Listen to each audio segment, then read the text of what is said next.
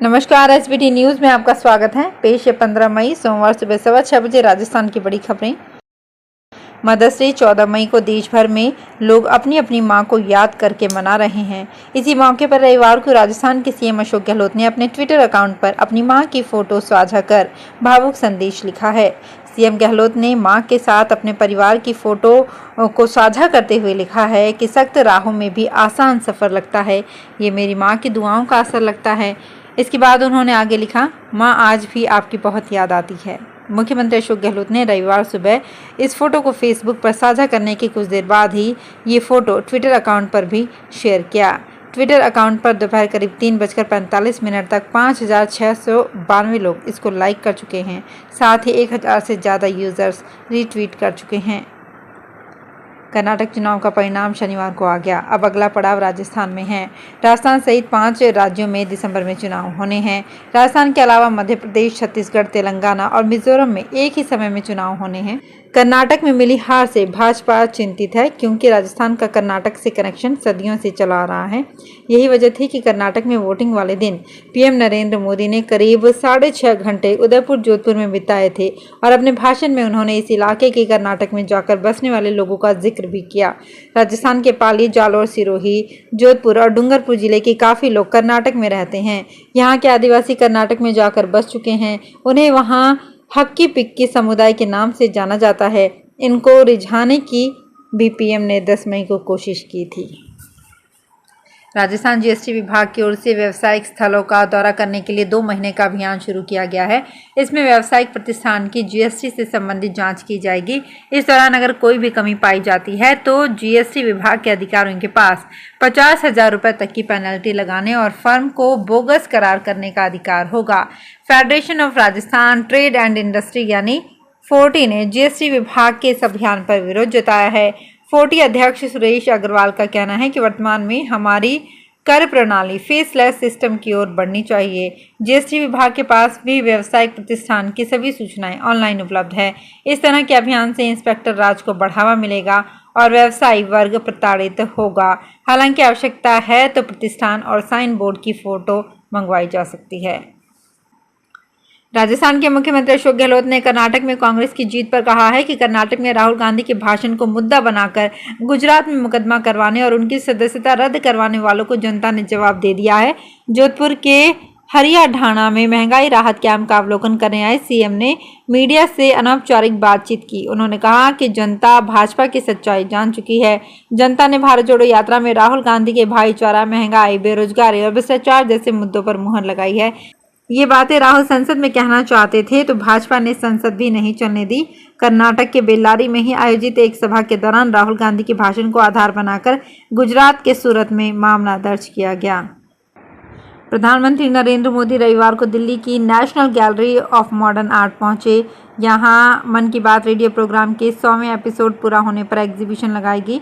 इसकी थीम थी स्वच्छता, जल संरक्षण, कृषि, अंतरिक्ष, भारत की पूर्वोत्तर राज्य, नारी शक्ति, योग और आयुर्वेद। इसे जनशक्ति नाम दिया गया। प्रधानमंत्री ने एग्जीबिशन और इसमें शामिल होने वाले आर्टिस्ट की तारीफ की।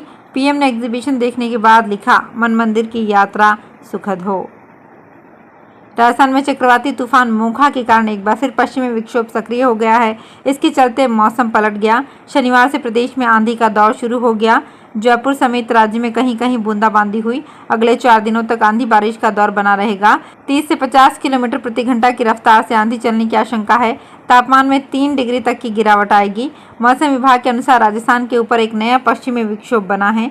इसके कारण सीकर और बीकानेर के मौसम में बदलाव हुआ है। मौसम विभाग के अनुसार रविवार को प्रदेश में कई जगह बादल छाए रहे। जयपुर समेत कई जिलों में आंधी चली। राजस्थान में यातायात व्यवस्था अब अधिक मजबूत होगी। मुख्यमंत्री अशोक गहलोत ने बढ़ते वाहनों के दबाव से सुगम यातायात व्यवस्था के लिए 500 नवीन पदों के सृजन को मंजूरी दी है। इससे यातायात पुलिस बल सुदृढ़ होगा। गहलोत की स्वीकृति से उप निरीक्षक के 20 पद, हेड कांस्टेबल के 80 पद और कांस्टेबल के 400 पदों सहित कुल 500 पद सृजित होंगे। गौरतलब है कि वित्तीय वर्ष 2023-24 के बजट में मुख्यमंत्री गहलोत ने इस संबंध में घोषणा की थी। 18 संस्कृत विद्यालय क्रमोन्नत। राज्य सरकार संस्कृत शिक्षा को बढ़ावा देने के लिए बीकानेर जिले में एक नवीन संस्कृत विद्यालय खोलेगी। साथ ही विभिन्न जिलों के 18 संस्कृत विद्यालयों को क्रमोन्नत किया जाएगा। राजस्थान के मुख्यमंत्री अशोक गहलोत सरकार ने पेंशन के लिए जीवित प्रमाण पत्र पेश करने की तारीख 31 मई तक बढ़ा दी है। तब तक पेंशन बंद नहीं होगी। पेंशन एवं पेंशनर्स कल्याण निदेशक संजय सोलंकी ने बताया कि पेंशनर्स और पारिवारिक पेंशनर्स 31 मई तक बिना जीवित प्रमाण पत्र पेश किए अपनी पेंशन प्राप्त कर सकते हैं। 31 मई तक आवश्यक रूप से जीवन प्रमाण पत्र पेश करना होगा। पेंशनर्स के लिए यह अंतिम अवसर दिया गया है। बीकानेर में बालों की विग लगाकर राजस्व अधिकारी एवं अधिशासी अधिकारी की परीक्षा देने पहुंचे 2 अभ्यर्थियों को पुलिस ने पकड़ लिया। आरोपियों ने बालों की विग में ब्लूटूथ डिवाइस, मदरबोर्ड और सिम कार्ड लगा रखा था। पुलिस ने विग को जब्त कर लिया है। दोनों मुन्ना भाई से पुलिस पूछताछ कर रही है। जयपुर के करबला क्षेत्र और चित्तौड़गढ़ में सैटेलाइट चिकित्सालय खोले जाएंगे।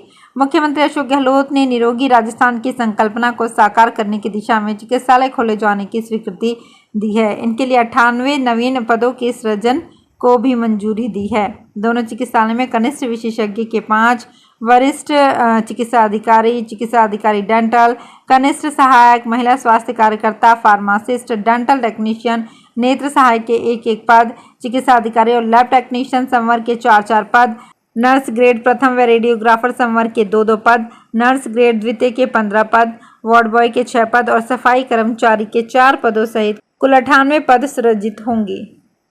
राजस्थान के सीएम अशोक गहलोत ने एक बार फिर सियासी संकट में सरकार बचाने में पूर्व सीएम वसुंधरा राजे और कैलाश मेघवाल के सहयोग का जिक्र करके सियासी चर्चा छेड़ दी है। गहलोत ने मिलीभगत के सचिन पायलट के आरोपों पर तंज भी कसा है। गहलोत ने कहा, मैंने कह दिया था कि हमारी सरकार को बचाने में वसुंधरा और कैलाश मेघवाल का सहयोग रहा, उसका लोगों ने गलत मतलब निकाल लिया। बचाने का अर्थ ये थोड़ी है कि वसुंधरा ने कह दिया कि मैं आपकी सरकार के साथ खड़ी हूँ। साथ ही पायलट पर कहा, मैं 156 सीट लेकर आया था, मैंने कभी घमंड नहीं किया कि मैं लेकर आ गया हूँ। गहलोत नागौर जिले के कुचामन सिटी में महंगाई राहत कैंप की सभा में शनिवार को बोल रहे थे। राजस्थान में पेपर लीक और करप्शन को लेकर सचिन पायलट की यात्रा का रविवार को चौथा दिन था। इस बीच कर्नाटक में मिली ऐतिहासिक जीत के बाद कांग्रेस हाईकमान अब राजस्थान पर फोकस कर रहा है। प्रदेश प्रभारी सुखजिंदर सिंह रंधावा के तेवरों में भी सचिन पायलट को लेकर नरमी देखी जा रही है। उन्होंने पायलट को छोटा भाई बताते हुए अपने पारिवारिक रिश्ते याद दिलाए हैं। हालांकि प्रदेश प्रभारी ने कहा कि सचिन की यात्रा निकालने की टाइमिंग गलत है और उन्हें थोड़ा इंतजार करना चाहिए था। जोधपुर में फैक्ट्रियों में मजदूरी करके किसी तरह गुजर बसर करने वाले मोहम्मद मुस्तकीम के बेटे माहिर का Mahatma Gandhi English medium school में एडमिशन हो गया है। वो इस स्कूल में 9वीं क्लास का छात्र है। इससे पहले हुई लॉटरी प्रक्रिया के दौरान बेटे का नाम आते ही मुस्तकीम खुद को रोक नहीं पाए, फफक कर रोने लगे। उन्होंने कहा, मैंने कभी सोचा नहीं था कि मेरा बेटा इस तरह से किसी इंग्लिश मीडियम स्कूल में पढ़ेगा। आज मेरी तमन्ना पूरी हुई है। पिता की आंख में आंसू देख वहाँ बैठे कई अन्य लोगों की आंखें भर आई। उधर इस भावुक क्षण को खुद मुख्यमंत्री अशोक गहलोत ने शेयर करते हुए ट्वीट किया और लिखा कि यह दृश्य दिल को छू लेने वाला है। कर्नाटक विधानसभा चुनाव के नतीजे आने के अगले दिन राज्य के डीजीपी प्रवीण सूद को सीबीआई का नया डायरेक्टर नियुक्त किया गया है। केंद्र सरकार ने रविवार को उनकी नियुक्ति का आदेश जारी किया है। 1986 बैच के आईपीएस अधिकारी सूद 2 साल तक इस पद पर रहेंगे। वे मई 2024 में रिटायर हो रहे हैं, लेकिन इस नियुक्ति के साथ ही उनका कार्यकाल मई 2025 तक बढ़ गया है। राजस्थान में भ्रष्टाचार के खिलाफ सड़कों पर लड़ाई लड़ रहे सचिन पायलट की जन संघर्ष पद यात्रा सोमवार को 125 किलोमीटर का सफर पूरा कर राजधानी जयपुर पहुंचेगी। जयपुर पहुंचने के बाद यहां जनसभा होगी। पायलट इस जनसभा में अपनी बात रखेंगे। पायलट ने इस जनसभा के लिए जनता से आशीर्वाद मांगा है। पायलट ने 3 दिन पहले 11 मई को अजमेर स्थित आरपीएससी से अपनी इस पद यात्रा का शुभारंभ किया था। यात्रा का समापन सोमवार को जनसभा के साथ होगा। तो फिलहाल इस बुलेटिन में इतना ही। फिर हाजिर होंगे कुछ और बड़ी खबरों के साथ।